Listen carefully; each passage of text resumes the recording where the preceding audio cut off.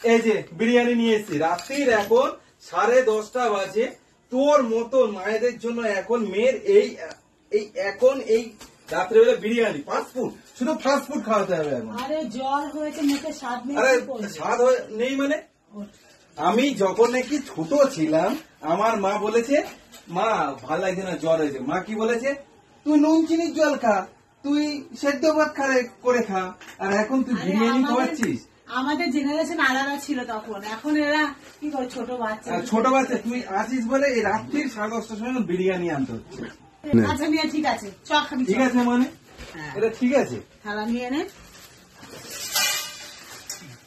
খারাপ না? তুই সেদ্ধ ভাত খেয়েছিস, খা। আমার মেয়ে বিরিয়ানি খাবে। এখন বিরিয়ানির যুগ, সেদ্ধ ভাতের যুগ নেই। এটা মাকে যে বলবি, বলিস না, মা তাহলে বকা দেবে।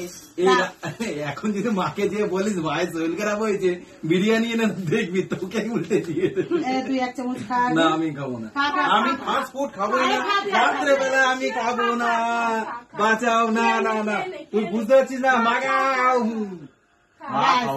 নিয়ম কানুন সব ভঙ্গ। সেদ্ধ ভাতও খেতে হবে, বিরিয়ানি খেয়ে এখন দিন কাটাতে হবে। তুইও খেয়ে নিলি আমার সাথে সাথে। এখন যদি এই যে 1 চামচ খেলি পেটটা ভরে গেল, এখন কালকের ভাতটা কে খাবে? মানে আজকে রাত্রেবেলার একবার খা।